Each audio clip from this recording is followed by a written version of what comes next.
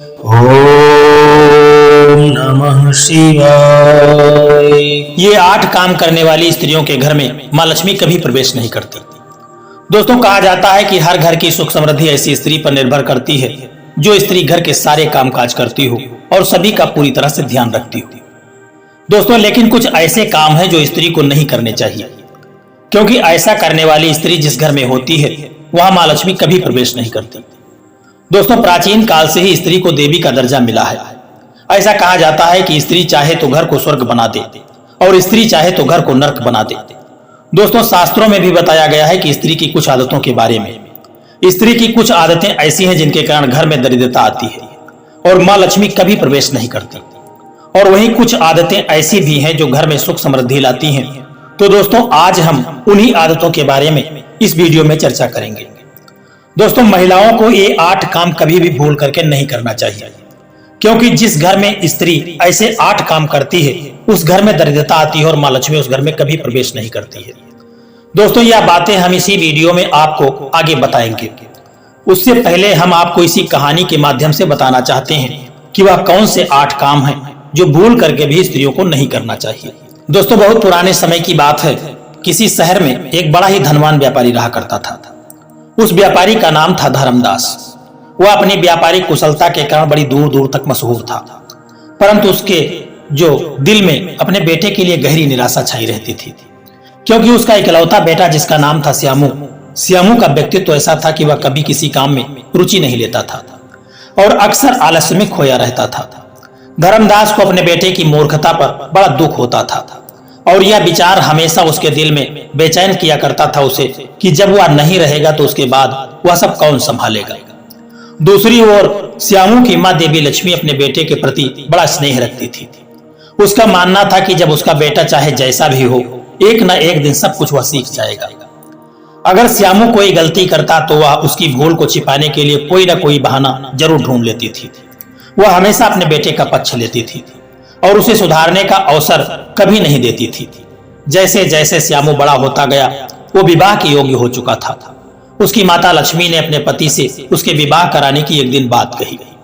लक्ष्मी ने अपने पति से कहा कि पिया जी, मेरा जो बेटा है वह अब बड़ा हो चुका है, उसके लिए कोई योग्य कन्या ढूंढनी चाहिए ताकि विवाह के बाद उसके कंधे पर जिम्मेदारियां आ जाएं और वह समझदार बन सके। परंतु धर्मदास अपने बेटे श्यामू की मूर्खता से इतना शर्मिंदा थे कि उन्होंने मन में निश्चित कर लिया था कि वह उसका विवाह नहीं कराएंगे।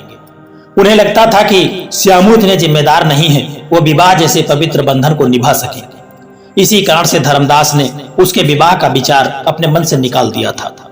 इधर जो उसकी मां थी, उसका हृदय पुत्र की शादी के लिए हमेशा चिंतित रहता था।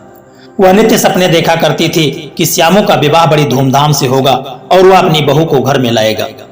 वह उसे हमेशा तैयार रखती थी कि एक दिन उसका बेटा समझदार बनेगा। एक दिन जब लक्ष्मी अपने बेटे की प्रशंसा किए जा रही थी, धर्मदास ने नाराज होकर के कहा, तुमने यह कितनी बार कहा है कि श्यामू समझदार है, लेकिन एक बार भी इसे साबित नहीं किया। मुझे नहीं लगता कि इसमें कोई समझ है। दोस्तों, माताएं जो होती हैं वह अक्सर अपने पुत्र के प्रेम में अंधी हो जाती हैं और बच्चों की कमियों को वह देखना नहीं चाहती। यह सबसे गलत बात है। फिर भी धर्मदास ने एक विचार किया और कहने लगा कि अच्छा, एक अंतिम अवसर देता हूं तुम्हारे बेटे को। उसे बुलाओ और यह 3 पैसे दे दो।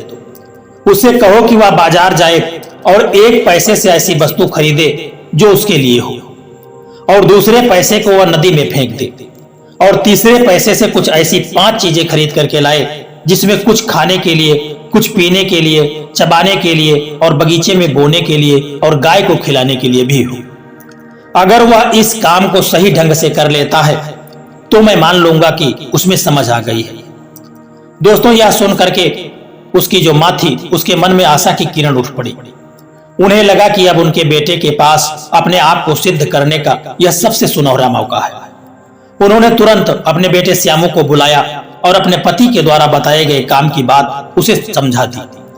श्यामू ने अपनी मां से पैसे लिए और बाजार की ओर चल पड़ा। बाजार पहुंच करके श्यामू ने पहला पैसा अपने लिए कुछ खाने की वस्तु पर खर्च कर दिया और उसे खा लिया।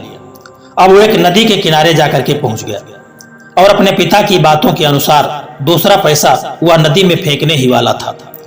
तभी वो एक पल के लिए ठहर गया उसे अपनी इस हरकत पर संदेह हुआ और सोचने लगा। श्यामू नदी के किनारे खड़ा होकर के सोच रहा था, क्या वास्तव में इस पैसे को नदी में फेंकने से कुछ भला होगा? अगर मैं इसे फेंक देता हूं तो मेरे पास केवल 1 पैसा ही बचेगा, और इस 1 पैसे से मैं क्या खरीद सकूंगा जो खाने पीने और चबाने, बगीचे में बोने और गाय को खाने के योग्य हो, जैसा कि मां ने कहा है। श्यामू बड़ी उलझन में पड़ जाता है। उसे समझ में नहीं आ रहा था कि इस स्थिति से कैसे निकला जाए। दूसरी तरफ उसे चिंता थी कि अगर वह पैसे को नदी में फेंकता है तो मां का कहना न मानना होगा, जो कतई नहीं करना चाहता था। वो अपनी उलझनों में इतना डूबा हुआ था कि उसके चेहरे पर स्पष्ट उदासी झलकने लगी थी। ठीक उसी समय नदी के पास गांव की एक लड़की, जिसके पिता लोहार थे, वो गुजर रही थी। उसने श्यामू को एक अजीब सी उलझन में उदास खड़ा हुआ देखा तो उस लड़की के मन में पूछने की इच्छा पैदा हो गई। उसने पास जाकर के पूछा कि भाई, तुम इतने उदास क्यों, और यहां पर बड़ी देर से तुम खड़े हो, तुम्हारे चेहरे पर बड़ी चिंता दिखाई दे रही है। श्यामू ने उसकी ओर देखा और थोड़ी देर चुप रहने के बाद बोला, मेरी मां ने मुझे एक काम सौंपा है और मैं उसे कैसे पूरा करूंगा यह नहीं समझ में आ रहा है मुझे। फिर उसने लड़की को सारी बात बता दी कि कैसे उसे 3 पैसे दिए थे और उनसे एक खास काम करना था। उसने समझाया कि पहले पैसे से उसने अपने लिए कुछ खरीदना था, सो पहले ही खर्च कर चुका है। फिर जो उसके पास दूसरा पैसा है उसे नदी में फेंकने का आदेश मिला था, पर उसे यह बहुत मूर्खतापूर्ण लग रहा था। वह लड़की समझदार और चतुर थी और उसी स्थिति का अंदाजा उसे हो गया और वह मुस्कुराई। कहने लगी, तुम्हें इस काम को पूरा करने का मैं तुम्हें बड़ा ही सीधा साधा एक उपाय बताती हूँ। जाओ, तीसरे पैसे को अपनी जेब में रख लो और 1 पैसे से एक तरबूज खरीद लो। नदी में पैसे फेंकने की जरूरत नहीं है। दोस्तों, श्यामू ने आश्चर्य से पूछा कि तरबूज, एक साधारण तरबूज, कैसे सभी शर्तों को पूरा कर सकता है? उस लड़की ने समझाते हुए कहा कि देखो भाई, तरबूज में हर शर्त पूरी होती है। यह खाने की भी चीज है और इसके रस के कारण यह पीने की चीज भी है। इसके बीज को बोया भी जा सकता है और जब इसे जमीन में बोया जाएगा तो यह एक नई पेड़ को जन्म देगा, और जो बचता है वह गाय को खिलाने के लिए यह उपयोगी होगा।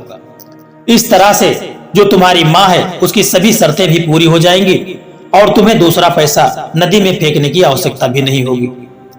श्यामू को यह सुझाव बड़ा अच्छा लगा। उसे लड़की की समझदारी पर बड़ा आश्चर्य हुआ। उसने उसका धन्यवाद किया और तुरंत ही तरबूज खरीदने के लिए जाकर के वह बाजार में पहुंच गया।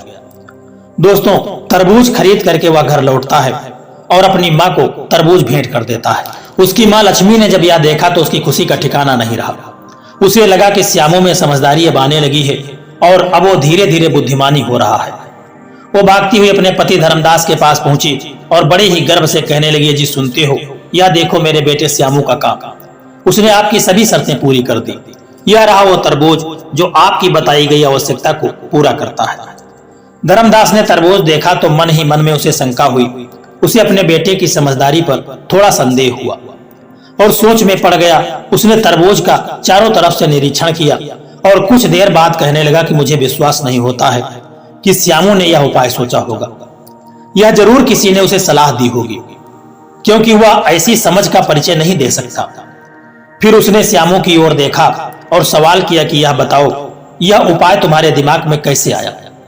श्यामू ने थोड़ी झिझक के बाद जवाब दिया कि पिताजी, यह सुझाव मुझे एक लोहार की बेटी ने दिया है। उसने मुझे समझाया था कि तरबूज सभी शर्तों को पूरा करता है। दोस्तों, इतना सुन करके धर्मदास अपनी पत्नी की ओर देख करके कहने लगे, देखो मैंने तुमसे कहा था ना, यह सब उस लड़के के समझ से बाहर है। इसे सलाह किसी और ने दी है। खैर, जो भी हुआ, मुझे लगता है कि वह लोहार की लड़की बहुत ही बुद्धिमान है और वह हमारे घर की बहू बनने के योग्य है। मैं उसके पिता से जाकर के एक बार बात करूंगा। इस विवाह से श्यामू को एक समझदार जीवन साथी मिल जाएगा जो उसे सही मार्ग पर ला सकती है। इतना सुनकर के श्यामू की जो मां थी लक्ष्मी, उसके मन में प्रसन्नता भर उठती है। उसने तुरंत विवाह की तैयारियां शुरू करवा दी और धर्मदास ने भी अपनी ओर से सहमति दे दी। दोस्तों, कुछ दिनों के बाद धर्मदास लोहार के घर पर जाता है ताकि उस लड़की को देख सके जिसने उसके बेटे की मदद की थी। जब वो लोहार के घर पहुंचा तो लोहार की बेटी ने ही दरवाजा खोला। धर्मदास ने मुस्कुराते हुए पूछा कि बेटी, क्या तुम घर पर अकेली हो? उस लड़की ने बड़ी ही शालीनता से जवाब दिया, जी हाँ, मैं इस समय घर पर अकेली हूं। धर्मदास ने पूछा, तुम्हारे माता पिता कहाँ गए हैं? इस पर लड़की ने हंसते हुए कहा कि मेरे पिता एक कौरी का लाल लेने गए हैं और मेरी माँ शब्द बेचने के लिए बाहर गई है। धर्मदास की उसकी बातों से थोड़े चकित हुए और समझ नहीं पाए कि लड़की क्या कहना चाह रही है। उन्होंने बड़ी हैरानी से पूछा कि बेटी, यह तुमने क्या कहा है? मेरी तो कुछ समझ में नहीं आया। तुम्हारे पिता और माता कहाँ गए हैं? लड़की ने बड़ी शांति से समझाते हुए कहा कि सेठ जी, मेरे पिता दरअसल में तेल लेने गए हैं जिससे दिया जलाया जा सके, और मेरी जो माँ थी वह किसी का विवाह रिश्ता तय करने के लिए गई है। लड़की की चतुराई भरी बातों को सुनकर के धर्मदास ने सोचा कि यह लड़की तो वाकई में बहुत समझदार है। सही कहा गया है कि समझदारी और चालाकी के बिना कोई भी काम सफल नहीं हो सकता, और श्यामू के लिए यह जीवन साथी सबसे उपयुक्त रहेगी। दोस्तों, कुछ समय के बाद लोहार और उसकी पत्नी घर पर लौट आए और अपने घर में एक बड़े अमीर सौदागर को देखकर वह आश्चर्यचकित हो गए। उन्होंने तुरंत धर्मदास का अभिवादन किया और बड़ी ही विनम्रता के साथ पूछा कि सेठ जी, आपने इस गरीब के घर आने का कष्ट कैसे किया? हम आपकी क्या सेवा कर सकते हैं? धर्मदास ने उनकी बातों को सुनकर के मुस्कुराते हुए कहा, मैं आपके साथ कोई व्यापारिक काम के लिए नहीं आया हूं, बल्कि आपके परिवार के लिए एक रिश्ता लेकर के आया हूं। मैं अपने बेटे श्यामू के लिए आपकी बेटी का हाथ मांगने आया हूं। दोस्तों, इतना सुनते ही लोहार और उसकी पत्नी की आंखें खुशी से चमक उठी। वे समझ चुके थे कि इस विवाह से उनकी बेटी का जीवन सुरक्षित और सफल रहेगा।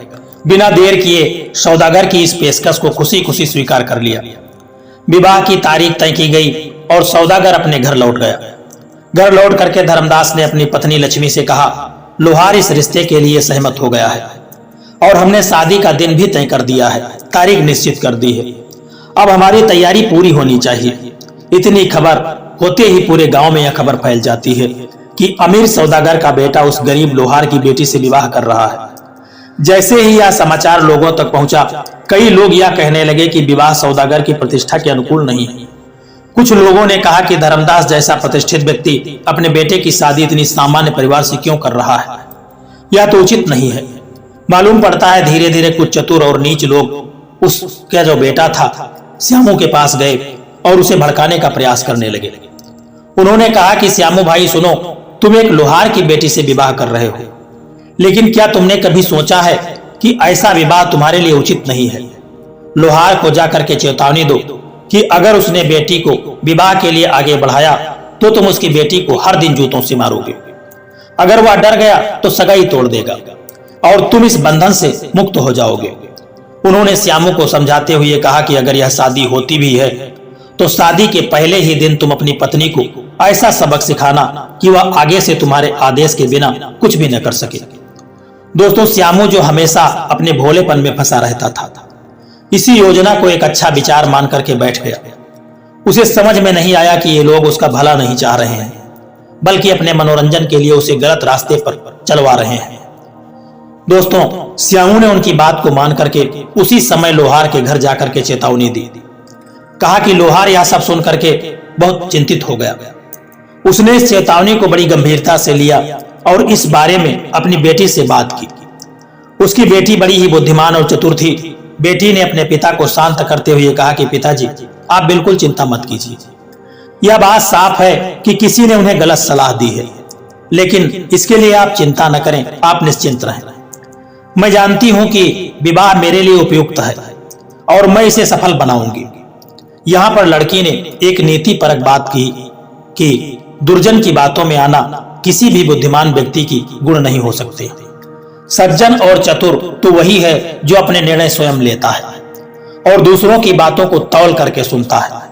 उसने अपने पिता को समझाया कि एक सच्चा संबंध केवल प्रेम और समझदारी से ही बन सकता है, और उसने अपने हृदय में यह संकल्प लिया कि वह इस विवाह को सफल बनाएगी, चाहे कितनी भी कठिनाई क्यों न आए। लोहार की समझदार बेटी ने अपने पिता को भरोसा दिलाया। पिताजी, आप चिंता मत कीजिए, जो बातें उन्होंने कही है वैसा कुछ भी नहीं होगा। सच्चे संबंधों में समझ और धैर्य से ही सफल हुआ जा सकता है। दोस्तों, फिर वह दिन भी आया जब श्यामू और लोहार की बेटी का विवाह बड़ी धूमधाम से संपन्न हुआ। गांव में हर तरफ उत्सव का माहौल था। धर्मदास के घर में खुशी की लहर थी और देवी लक्ष्मी की बरसों की अभिलाषा पूरी हो चुकी थी। विवाह के बाद रात को जब सब सो गए, श्यामू ने सोचा कि उसे अपनी पत्नी को नियंत्रित करने के लिए अपने मित्रों की सलाह माननी चाहिए। दोस्तों, इसी विचार से वह धीरे से उठा और एक जूता हाथ में लिया, यह सोच करके कि उसकी पत्नी सो रही है। लेकिन जैसे ही श्यामू अपनी पत्नी को मारने के लिए आगे बढ़ा, उसकी पत्नी ने धीरे से अपनी आंखें खोली और उसकी ओर देख करके मुस्कुराते हुए कहने लगी कि यह उचित नहीं है। विवाह के पहले दिन ही अगर झगड़ा शुरू हो जाए तो यह अशुभ माना जाता है। आज रात आप मुझसे कुछ मत कहिए। अगर आपको लगता है कि यह आवश्यक है तो तुम कल कर लेना।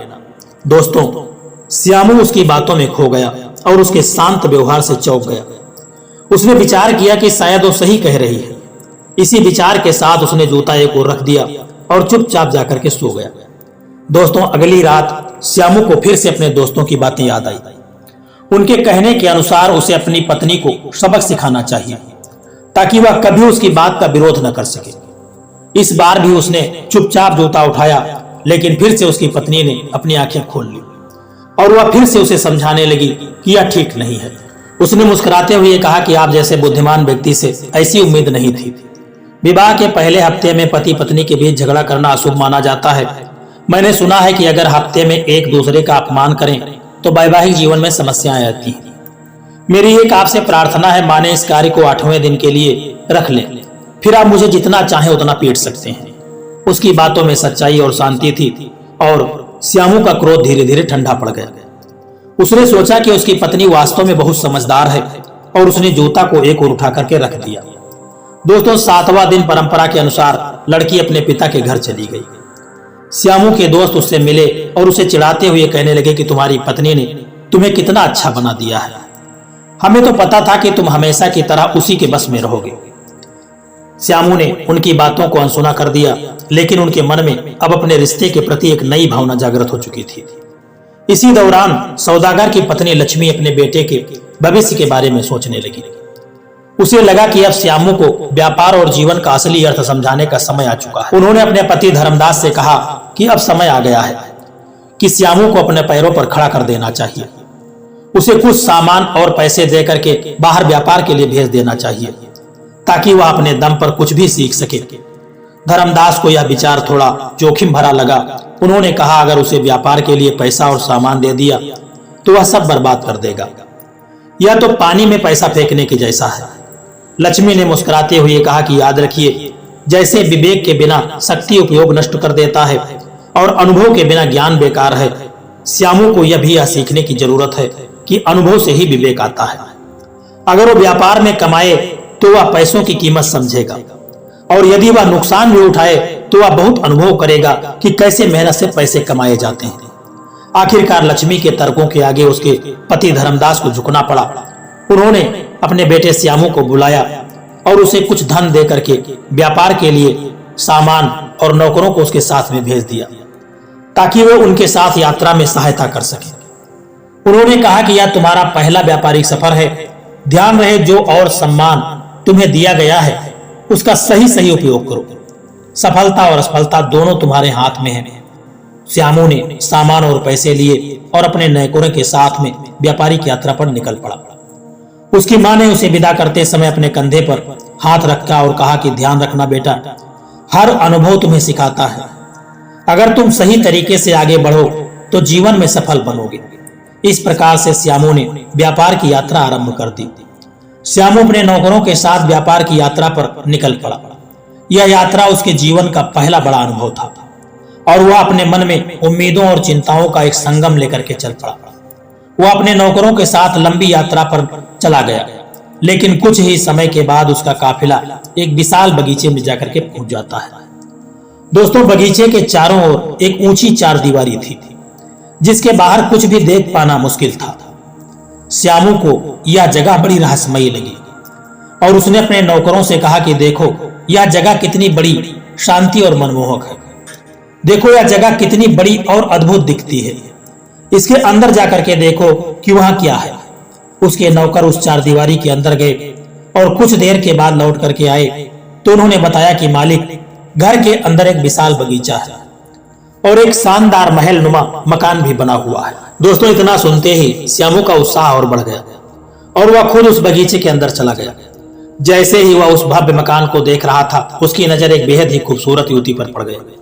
वह युवती उसे देख करके मुस्कुराई और अपनी आकर्षक आवाज में बोली, आइए मेरे साथ खेल खेलिए। श्यामू उसकी ओर खिंचता चला गया। उसने सोचा कि यह एक साधारण मनोरंजन सा खेल होगा जिससे यात्रा की थकावट दूर हो जाएगी। उसे यह नहीं पता था कि यह सुंदर युवती दरअसल एक जानी मानी जुआरी थी जो अपनी चालों से दूसरों को सब कुछ लूट लेती थी। उसने श्यामू को अंदर बुलाया और जुआ खेलना शुरू कर दिया। श्यामू ने जुआ खेलना शुरू कर दिया, लेकिन जल्दी ही उसे एहसास होने लगा कि वह हारता जा रहा है। उस लड़की के पास एक विशेष चाल थी जिससे वह हर बार अपने प्रतिद्वंदी को हरा देती थी। उसने एक चालाक बिल्ली पाल रखी थी जिसे उसने विशेष रूप से प्रशिक्षित किया था। खेल के दौरान जब भी वो हारने लगती थी तो वह अपनी बिल्ली को एक संकेत देती थी और तुरंत ही वह बिल्ली कमरे में रखे लैंप के पास जाकर के उसको बुझा देती थी, जिससे उस कमरे में अंधेरा हो जाता था और इसी अंधेरे में वह जो जुआरी युवती थी वह जुए के पत्ते की गोटियां बदल देती थी। इस तरह से अपने प्रतिद्वंदी को हरा करके उसका सारा पैसा और धन सामान सब कुछ हड़प लेती थी। श्यामू इस चाल से पूरी तरह से अनजान था और धीरे धीरे वह हर चीज हारता चला गया।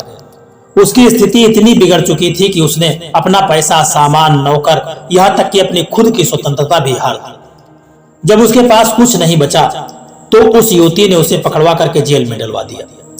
जेल की अंधेरी काल कोठरी में श्यामू अकेला और असहाय महसूस करने लगा। उसके साथ बहुत ही बुरा व्यवहार किया जा रहा था। उसे केवल सूखी रोटी का टुकड़ा और गंदा पानी दिया जाता था और कभी कभी तो उसे अपमानित भी किया जाता था। इस कठिन स्थिति में श्यामू हर दिन भगवान से प्रार्थना करता, हे ईश्वर, मुझे इस बुरे हालत से निकालने का कोई उपाय बताओ। वह अपने फैसले पर पश्चाताप कर रहा था और सोच रहा था कि शायद उसने लालच में आकर के यह गलती कर दी। एक दिन जेल के दरवाजे के पास एक व्यापारी वहां से गुजर रहा था। श्यामू ने उसे देख करके आवाज लगाई और कहा कि भाई साहब, क्या आप मेरी मदद करेंगे? उस व्यापारी ने रुक करके पूछा कि तुम कौन हो और यहाँ कैसे आ गए हो? श्यामू ने उसे अपनी पूरी कहानी बता दी और यह भी बताया कि उसका परिवार किस स्थान पर रहता है। व्यापारी ने जब वह स्थान का नाम सुना तो उसे समझ में आया कि वह भी उसी दिशा में जा रहा है। उसने श्यामू की बात ध्यान से सुनी और सहानुभूति दिखाते हुए कहने लगा कि मैं तुम्हारी मदद जरूर करूंगा, बताओ मुझे क्या करना है। श्यामू ने उसकी बात सुन करके कुछ राहत की सांस ली और कहा कि मैं तुम्हारे इस उपकार को कभी नहीं भूलूंगा। कृपा करके मेरी यह 2 चिट्ठियां ले जाइए, एक मेरे पिता को दे देना और दूसरी चिट्ठी मेरी पत्नी को दे देना। मुझे उम्मीद है कि वे मेरी हालत को समझेंगे और मेरी मदद करेंगे। व्यापारी ने सहमति में सिर हिलाया और दोनों चिट्ठियां लेकर के वादा करके वह उनके स्थान पर पहुंचा देगा, इतना कह करके वहां से चला गया। श्यामू ने अपने पिता को लिखी चिट्ठी में अपनी दुर्दशा का पूरा वर्णन किया था और बताया था कि उसने कैसे अपनी सारी संपत्ति, सारी स्वतंत्रता खो दी है। उसने अपने पिता से प्रार्थना की थी कि वह उसे इस स्थान से बंधन मुक्त कराएं और उसकी सहायता करें। और दूसरी चिट्ठी जो उसने अपनी पत्नी के नाम लिखा था, जिसमें उसने एक मजाक अंदाज में कहा था कि उसने बहुत पैसा कमा लिया है और जल्द ही वापस आएगा। उसने लिखा था कि मैं जल्द ही लौट करके तुम्हें जूते से मारूंगा, जैसे कि मैंने तुम्हें पहले से ही कह रखा था। वह चाहता था कि उसकी पत्नी को उसकी स्थिति का पता चले, इसलिए उसने यह बात मजाक में लिखी थी। जब व्यापारी का काम समाप्त हुआ तो वह श्यामू के देश की ओर रवाना हुआ। संयोग से वह जो व्यापारी था वह पढ़ना लिखना नहीं जानता था और गलती से उसने श्यामू के पिता की लिखी हुई चिट्ठी उसकी पत्नी को पकड़ा दी और पत्नी की लिखी हुई चिट्ठी उसके पिता को दे दी। जब श्यामू के पिता ने वह चिट्ठी पढ़ी तो उसने सोचा कि उनका बेटा किसी काम में सफल हो गया है और बहुत धन कमा लिया है। यह पढ़कर के वे बहुत खुश हुए और गर्व महसूस किया। हालांकि उन्हें समझ में नहीं आया कि वह पत्र उनके बजाय उनकी बहू को क्यों लिखा गया था। दोस्तों, उसमें यह बात क्यों कही गई थी कि वह अपनी पत्नी को पीटने वाला है। इधर जब श्यामू की पत्नी ने चिट्ठी पढ़ी तो उसे गहरा धक्का लगा। उसने सोचा कि उसका पति जेल में है और बहुत कठिन परिस्थिति में फंसा हुआ है। उसे यह भी समझ में नहीं आया कि यह पत्र उसके नाम के बजाय उसके साथ ससुर के नाम में क्यों लिखा गया था। दोनों पत्रों को पढ़ करके श्यामू का परिवार उलझन में पड़ जाता है, लेकिन श्यामू की पत्नी जो बहुत ही समझदार और चालाक थी, स्थिति को समझते हुए इसने अपने सास ससुर से बात करती है और कहती है वह अपने पति की सहायता के लिए वहां जाएगी। उसने अपने ससुर से अनुमति मांगी और उसने यात्रा के लिए कुछ पैसे। उसने सोचा कि यह मेरा कर्तव्य है कि मैं अपने पति को इस कठिन परिस्थिति से बाहर निकालूं, चाहे कोई भी कठिनाई आए मैं उसे बचाने के लिए तैयार हूं। इसी संकल्प के साथ वह अपने पति को मुक्त कराने के लिए अपने सफर पर निकल पड़ती है। श्यामू की पत्नी, जिसे अब अपने पति की दुर्दशा का पता चल चुका था, उसने निश्चय किया कि वह किसी भी कीमत पर अपने पति को छुड़ाने जाएगी। अपने ससुर से अनुमति लेकर के उसने यात्रा के लिए पैसे और कुछ सामग्री घोड़ों में रखवा ली।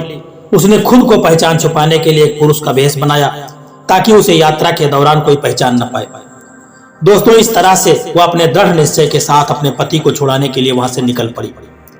कई दिनों की यात्रा के बाद वो उसी जगह पर जाकर के पहुंच गई जहां वह बहुत सुंदर और चालाक जुआरी लड़की रहती थी, जिसने उसके पति को ठग करके उसके धन सामान और उसकी स्वतंत्रता को छीन लिया था। श्यामू की पत्नी ने उस जुआरी लड़की के पास जाकर के यह संदेश भिजवाया कि वह भी एक अमीर व्यापारी की संतान है और जुए में काफी माहिर है।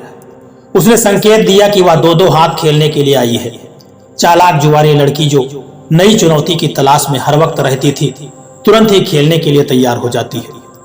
शाम को दोनों का खेल शुरू होता है और इसी बीच श्यामू की पत्नी ने उस जुआरी लड़की की नौकरों से जानकारी हासिल करने की ठान ली। उनकी मालकिन खेल में किस प्रकार की चालें चलती हैं। पहले तो नौकरों ने उसे बताने से मना कर दिया, लेकिन जब उसने उन्हें सोने की असरफियां और कुछ बहुमूल्य बस्तियां दिखाई दी तो वे लालच में आ गए और उनकी मालकिन अक्सर खेल में जीतने के लिए अपनी बिल्ली का उपयोग करती थी। जब वो हारने लगती तो बिल्ली को इशारा करती, जो लैंप के पास जाकर के उस लैंप को बुझा देती थी। अंधेरा होते ही वह अपनी जुए की पत्ती या गोटियों को बदल देती थी और खेल को अपनी मर्जी के अनुसार मोड़ देती थी। इतना सुन करके श्यामू की पत्नी के मन में एक योजना बनी। उसने सोचा कि इस बार वो इस चालाक जुआरी लड़की को उसकी ही चाल में फंसा देगी। वो वहां से चली गई और शाम को अपने साथ एक छोटा सा चूहा लेकर के लौटी, जिसे उसने अपने कोट की आस्तीन में छिपा लिया। अब खेल शुरू होता है। श्यामू की पत्नी ने खेल में अपनी कुशलता और धैर्य दिखाना शुरू कर दिया और जल्दी ही वह जीतने लगी। यह देख करके जुआरी लड़की जो थी वह घबरा गई और उसने अपनी बिल्ली की ओर इशारा किया। बिल्ली तुरंत लैंप की ओर बढ़ी ताकि वह उसे बुझा सके, लेकिन ठीक उसी समय श्यामू की जो पत्नी थी, बड़ी ही चालाकी के साथ उसने जो अपनी कोट की आस्तीन में एक चूहे को छुपा रखा था, उस चूहे को बाहर निकाल करके छोड़ देती है। चूहे को देखते ही बिल्ली का ध्यान वहां से भटक जाता है और वह लैंप की ओर जाने के बजाय चूहे के पीछे पीछे दौड़ पड़ी। चूहा इधर उधर भागता रहा और बिल्ली भी कमरे में चीजों को उधर उधर गिराते हुए उसके पीछे पीछे भागती रही। दोस्तों, उस कमरे में एक हलचल सी मच गई। इसी स्थिति में जुआरी लड़की असहाय हो गई और उसका जो ध्यान था वह खेल से पूरी तरह से हट चुका था। इस पर श्यामू की पत्नी मुस्कुराते हुए कहने लगी, क्या अब हम खेल शुरू करें? अब कोई बाधा तो नहीं है। श्यामू की पत्नी ने अपने कौशल का प्रदर्शन करते हुए एक एक करके हर बाजी जीत ली।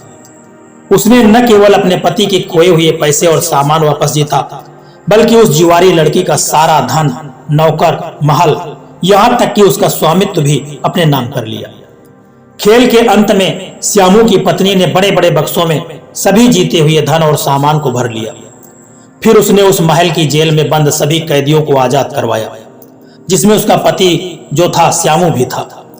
श्यामू अन्य कैदियों के साथ बाहर निकला और उसने उस व्यापारी रूपी व्यक्ति को जब देखा जिसने उसे उन कैदियों के बीच से मुक्त कराया था, श्यामू ने उस व्यक्ति को धन्यवाद देते हुए कहा कि आपका बहुत बहुत आभार है, आपने हमें मुक्ति दिलवाई। इसके लिए क्या आप हमारे सरदार बन सकते हैं? श्यामू की पत्नी ने अपनी असलियत को छुपाते हुए इस प्रस्ताव को स्वीकार किया। उसने श्यामू के फटे हुए कपड़े उतार करके उसे एक सरदार की तरह राशि वस्त्र पहना दिए। श्यामू ने जो उसे नहीं पहचान पाया था, उसे अपना नेता मान लिया और उसके साथ जाने के लिए तैयार हो गया। वहां से जाने की तैयारियां शुरू होती हैं। श्यामू की पत्नी ने सभी बक्सों की चाबियां श्यामू के हवाले कर दी, लेकिन जिस बक्से में श्यामू के पुराने कपड़े रखे थे उसकी चाबी अपने पास रख ली, ताकि भविष्य में उसकी असलियत का प्रमाण लग सके। श्यामू की पत्नी, जिसने अपने पति को मुक्त कराने का एक साहसिक कार्य किया था, वह अब अपनी योजना के अंतिम चरण में थी। अपने पति और अन्य कैदियों के साथ वह उस स्थान से निकल गई जहां उन्होंने जुआरी लड़की को परास्त किया था। यात्रा के दौरान उन्होंने उस जुआरी लड़की को भी अपने साथ लिया, ताकि भविष्य में कोई और उसके छल का शिकार न हो सके। जब वे अपने देश की सीमा के पास पहुंचे तो श्यामू की पत्नी अपने पति से कहती है, मुझे अपना एक जरूरी काम करना है, इसीलिए मैं अभी कुछ समय के लिए यहाँ से जाती हूँ। तुम मेरे बिना चिंता मत करना और सीधे शहर की ओर बढ़ो। सारा सामान और धन अपने घर में सुरक्षित रख लेना। मैं तुम्हारे पिता को जानती हूँ और तुम पर भी भरोसा कर सकती हूँ। अगर 15 दिनों तक मैं वापस ना आऊं तो यह सब तुम्हारा है। श्यामू ने अपनी नई सरदार की बात को बड़ी गंभीरता से सुना और उसे पूरा विश्वास में ले लिया, और इसके बाद उसकी पत्नी अपने घर चली गई और श्यामू उस जुआरी लड़की और नौकर चाकर के साथ अपने घर की ओर बढ़ चला। घर पहुंचते ही श्यामू की पत्नी ने अपने पिता को सारी घटना कह करके सुना दी, लेकिन यह भी प्रार्थना किया कि वह इस मामले को किसी से साझा न करे। उसने अपने पिता से अपने असली उद्देश्य को छुपाने की बात कही थी, और कुछ समय आराम करने के बाद वह अपने ससुराल की ओर रवाना हो गई। कुछ दिनों के बाद जब वो अपने ससुराल पहुंची तो श्यामू ने उसे देखते ही अपनी पुरानी याद करते हुए कहा, क्या तुम्हें मालूम है कि तुम्हें कितनी बार पीटना है? दोस्तों, ऐसा कह करके उसने अपने जूते की ओर इशारा करते हुए उसे उठाने का नाटक किया।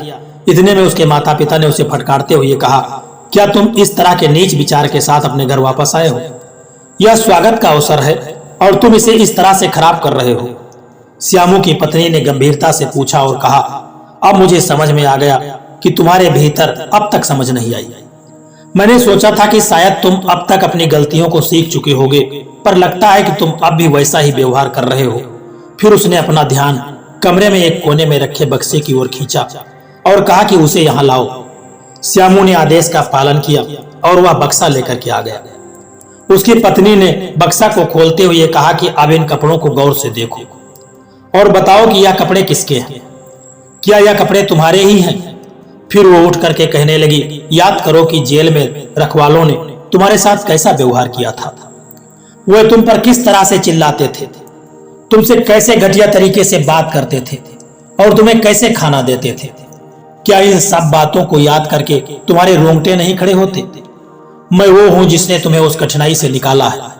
मैं वो हूं जो अमीर व्यापारी के बेस में उस जुआरी लड़की के पास गई थी और तुम्हारा सारा सामान सम्मान वापस दिलवाया। ये वही लड़की है जिसने तुम्हें ठगा था और जेल में डाला था।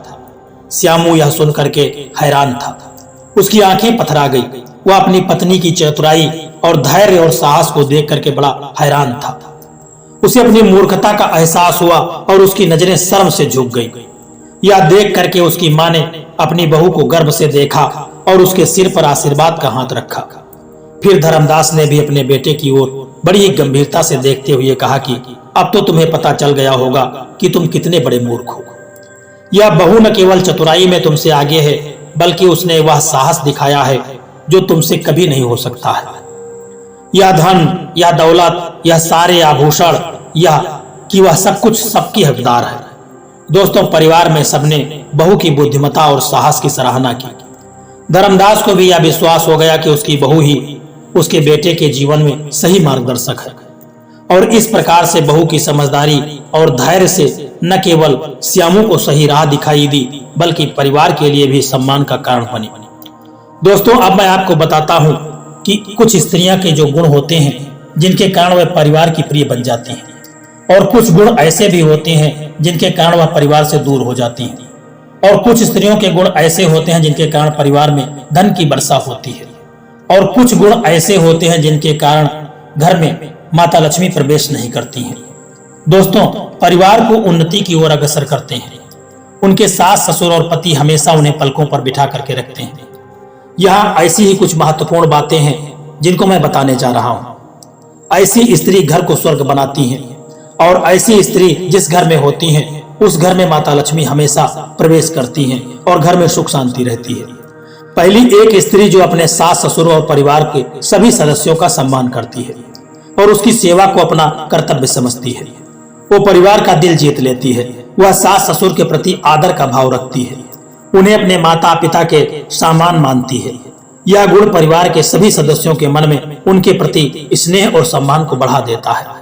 और दूसरी बात है धैर्य और सहनशीलता। दोस्तों, स्त्री में धैर्य और सहनशीलता का होना बहुत आवश्यक है। परिवार में कई बार कठिन परिस्थितियां आ जाती हैं और हर किसी की स्वाभाविक आदतें अलग अलग होती हैं। धैर्य से परिस्थितियों का सामना करने और हर स्थिति में अपने आप को संतुलित बनाए रखने का गुण परिवार को एकजुट और सुखी रखता है। और तीसरी बात है समर्पण और निष्ठा। दोस्तों, परिवार के प्रति पूर्ण समर्पण और निष्ठा का काम एक स्त्री को परिवार के लिए अति प्रिय बना देता है। वह अपने पति और परिवार की भलाई के लिए पूरी ईमानदारी से काम करती है। अपने परिवार के हित में सोचने और उसे प्राथमिकता देने की भावना से परिवार में उसकी प्रतिष्ठा और प्रेम सब कुछ बढ़ जाता है। और चौथी बात है, एक स्त्री के अंदर उत्साह होना आवश्यक है। उसकी सकारात्मक ऊर्जा से घर का माहौल खुशहाल और शांति में बना रहता है। घर की छोटी छोटी बातों में खुशियां खोजने और कठिनाइयों से हिम्मत बनाए रखने की आदत परिवार के अन्य सदस्यों को प्रेरित करती है। दोस्तों, जबकि ये 8 बातें हैं जो स्त्रियों को कभी नहीं करना चाहिए, भूल कर भी नहीं करना चाहिए, क्योंकि ऐसे 8 काम करने वाली स्त्री के घर में माता लक्ष्मी कभी प्रवेश नहीं करती है। दोस्तों, महिलाओं को ये 8 काम कभी भी भूल करके नहीं करना चाहिए, नहीं तो घर में दरिद्रता आती है और उस घर में माँ लक्ष्मी प्रवेश नहीं करती हैं। दोस्तों, सबसे पहली बात है झाड़ू को पैर लगाना। जिस घर की महिलाएं झाड़ू में पैर लगाती हैं अथवा झाड़ू को पैर से ठोकर मारती हैं, उस घर में कभी भी माता लक्ष्मी का वास नहीं होता और उस घर में सदैव दरिद्रता छाई रहती है। दोस्तों, ऐसा माना जाता है कि झाड़ू में माँ लक्ष्मी का वास होता है। दूसरी बात है चूल्हे पर जूठे बर्तन रखना। दोस्तों, अगर आपके घर की महिलाएं चूल्हे या गैस या तवा या कढ़ाई जूठे बर्तन रख करके सो जाती हैं तो ऐसे घर में माता लक्ष्मी कभी प्रवेश नहीं करती और यह गरीबी और दुख का कारण बनता है। इसलिए रात को चूल्हे पर जूठे बर्तन न रखें। तीसरी बात है दरवाजे को पैर से ठोकर मार करके खोलना। दोस्तों, जिस घर की औरतें घर का दरवाजा पैर से खोलती हैं और बंद करती हैं, उस घर से धन की देवी माँ लक्ष्मी नाराज हो जाती हैं। यदि आपके घर में भी महिलाएं ऐसा करती हैं तो उन्हें तुरंत रोक दीजिए। चौथी बात है घर की दहलीज पर बैठ करके भोजन करना। दोस्तों, यदि आपके घर की कोई भी महिला घर की दहलीज पर बैठ करके भोजन करती है तो उस घर की बर्बादी निश्चित है, क्योंकि ऐसा करने से धन की देवी माँ लक्ष्मी नाराज हो जाती है और यह गरीबी का सबसे बड़ा कारण बनता है। पांचवी बात है रसोई में जूठे बर्तन रखना। दोस्तों, यदि घर में कोई महिला रसोई घर में जूठे बर्तन रख करके सो जाती है तो यह बहुत ही अशुभ माना जाता है और ऐसा करने के कारण घर में दरिद्रता आती है, माँ लक्ष्मी नाराज हो जाती है। छठी बात है शाम को झाड़ू लगाना। दोस्तों, जिस घर की महिलाएं सुबह झाड़ू न लगा करके शाम को लगाती हैं, यह तो गरीबी का प्रमुख कारण बनता है। यदि आपके घर में भी ऐसा होता है तो आप इसे रोक दें। सातवीं बात है देर तक सोना। दोस्तों, जिस घर की महिलाएं देर तक सोती हैं तो यह कर्म उस घर में नकारात्मक प्रभाव पैदा करता है। देर तक सोने वाली स्त्रियां अपने पति और परिवार के लिए असफलता का कारण बनती हैं। और आठवीं बात है सुबह उठकर अपने घर का आंगन साफ न करना। दोस्तों, जिस घर की महिलाएं सुबह उठ करके घर के आंगन की साफ सफाई नहीं करती हैं, उस घर में दरिद्रता आती है। ऐसे घर में माँ लक्ष्मी कभी प्रवेश नहीं करती। दोस्तों, महिलाओं को चाहिए कि वह सुबह सुबह उठ करके घर आंगन की साफ सफाई करें और माँ लक्ष्मी का पूजन करें, उनके लिए धूप अगरबत्ती करें, तो ऐसे घर में माँ लक्ष्मी हमेशा प्रवेश करती हैं और वह घर सुख समृद्धि से भरपूर रहता है। दोस्तों, यह वह 8 काम है जो महिलाओं को कभी नहीं करना चाहिए। दोस्तों, यह वीडियो आपको कैसा लगा एक प्यारा सा कमेंट करके जरूर बताना। और यदि वीडियो आपको अच्छा लगा है, पसंद आया है, तो इस वीडियो को लाइक शेयर करना और चैनल को सब्सक्राइब करने की भी कृपा कर देना। जय श्री कृष्णा, राधे राधे।